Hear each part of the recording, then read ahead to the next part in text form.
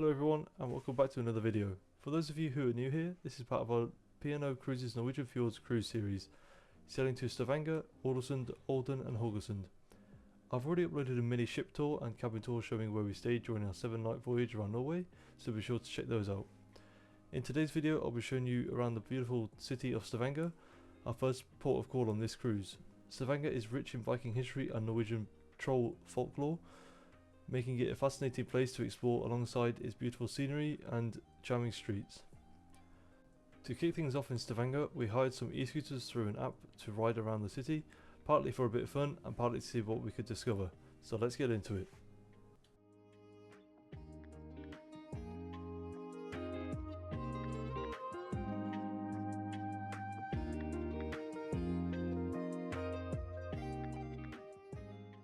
The pictures on the staircases are colour coded, which really helps you get your bearings around the ship. For example, this one here is silver, which indicates midship, represented by the moon above us. The front staircase is blue, symbolising the water ahead, while the back staircase is red for the sun behind us. It's a really helpful system when you're on board the ship.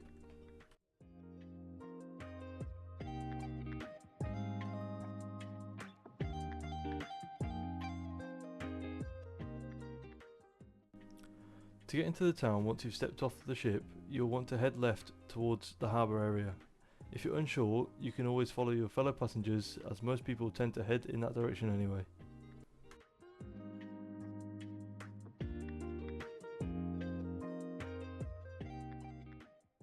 For you football fans out there, when we visited Stavanger last time, we walked past this wall featuring an Erling Haaland mural.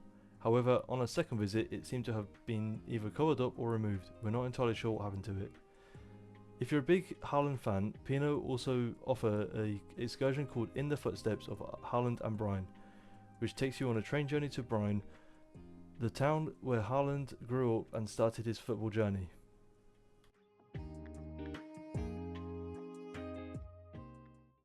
As you get nearer to the harbour, there are lots of shops, cafes and bars around. So there's lots to see and places to stop off if you fancy a drink or bite to eat.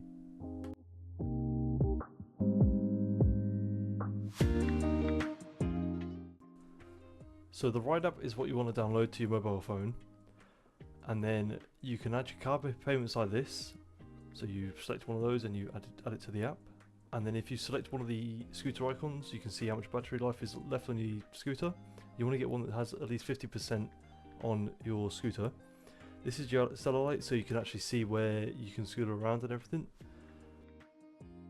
Then you have the Ride Pass, so we chose a 60-minute one, which is a 69 krona, Norwegian krona, which equates to £5.52, which is a great price for 1 hour just to ride around the whole city and to see what you can see. But the app is so easy to use. I highly recommend it, and I highly recommend anyone to do it.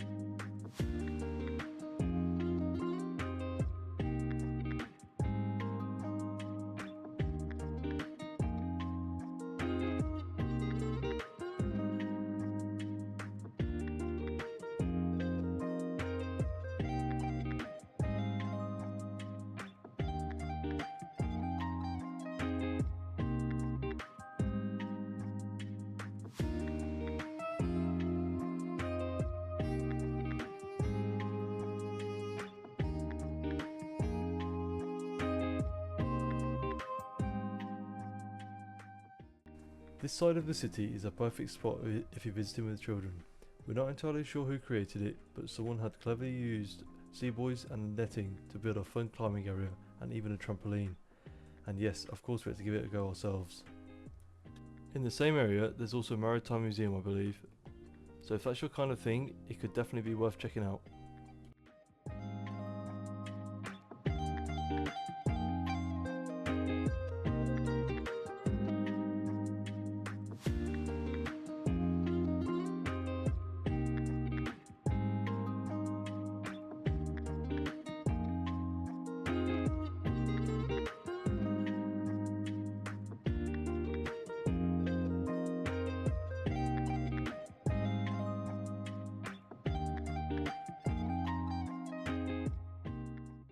Looking back, we probably wish we planned our route a little bit better on the e-scooters, especially as we had a full hour on them, but at the same time it was really nice just riding around, soaking up the town's history and the atmosphere as we explored.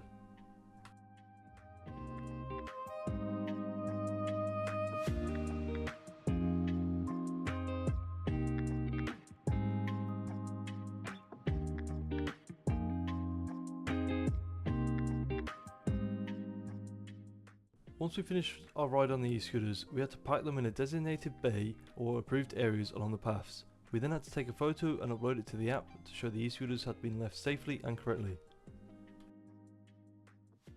Now we'd finished our little e-scooter tour, we decided to carry on exploring by foot around some of the busier parts of the town and really take more of it in.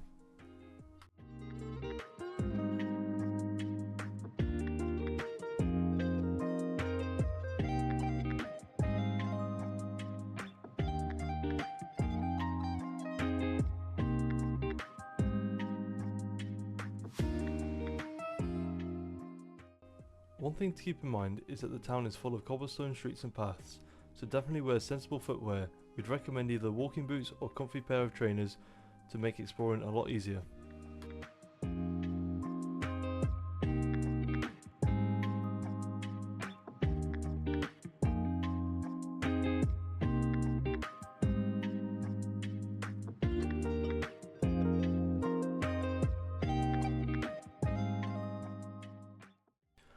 Walking through the streets, you can spot many different styles of architecture on the buildings. It's really nice to see that they all have their own unique look and character, which adds the charm to the town.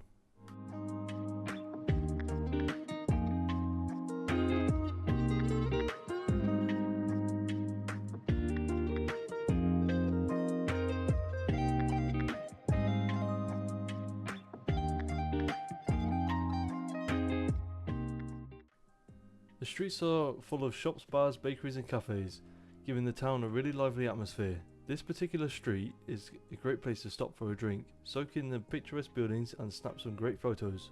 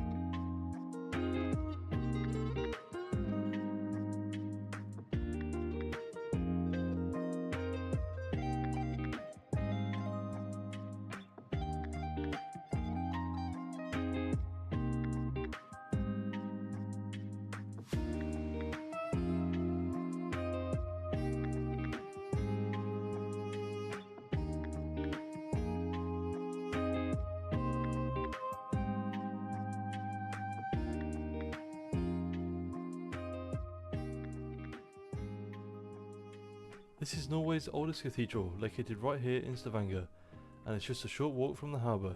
If you're interested in history or architecture, it's definitely worth a visit. Entry is approximately 75 Norwegian krona, which works out around £5.50.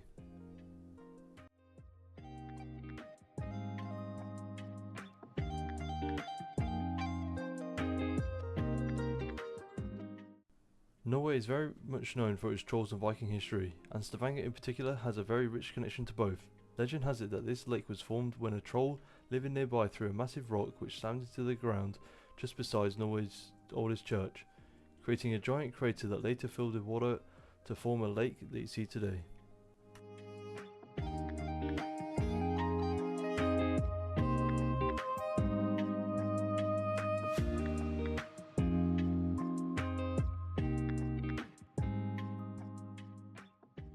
As we head back to the harbour, on most port days there are usually market stalls set up selling all kinds of souvenirs.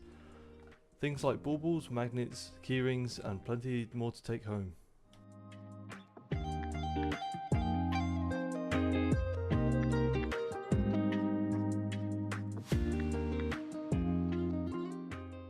As we made our way down to the harbour, we spotted even more unique picturesque buildings, mostly restaurants and bars. We decided to stop at one for a drink, soak in the atmosphere and enjoy the views across the harbour, including the beautiful Iona. At the harbour you also find riverboat excursions, which you can book on board Iona, or through excursion websites like Get Your Guide. These trips could take you out through the fjords and they're an incredible way to experience the scenery up close. In many of the gift shops you'll find loads of souvenirs like baubles and troll ornaments, and all sorts of gifts to choose from. There's also a Viking themed shop and a museum called Viking House, which is just a short walk from the ship.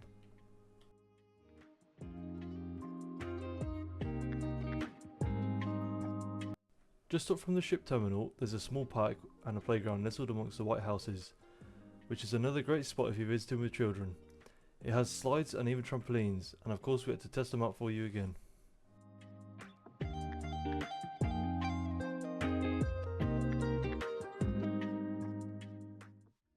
The walk through these small streets and white houses is really beautiful. It's a great spot for photos and enjoying a gentle stroll. I would like to warn you though, you will need suitable footwear again, as they are cobblestone streets and it can be a little bit of an incline in places.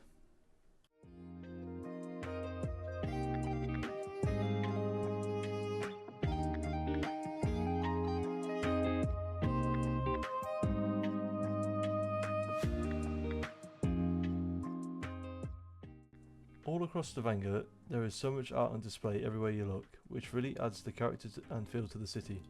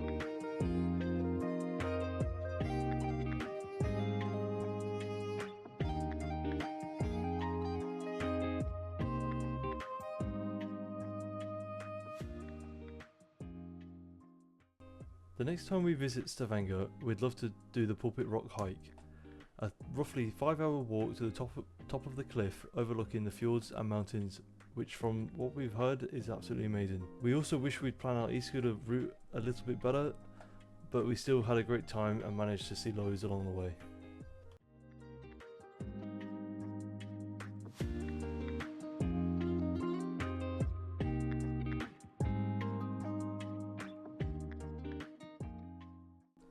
that's Stavanger for you. We hope you enjoyed strolling around the streets with us and learning a little bit about the Viking and troll history. We also hope our tips and tricks have helped you out if you're planning your own cruise visiting Stavanger. Our next port of call is ALESUND or ALESUND, I'm not too sure which is the right way of saying it. But anyway, it was a very interesting experience for us. Thank you so much for watching, we really appreciate it. If you enjoy this port of call, feel free to leave a like, comment and subscribe. And if you'd like to keep up to date with our next upload, don't forget to hit the bell button so you don't miss the next upload. Again, thank you for watching and goodbye for now.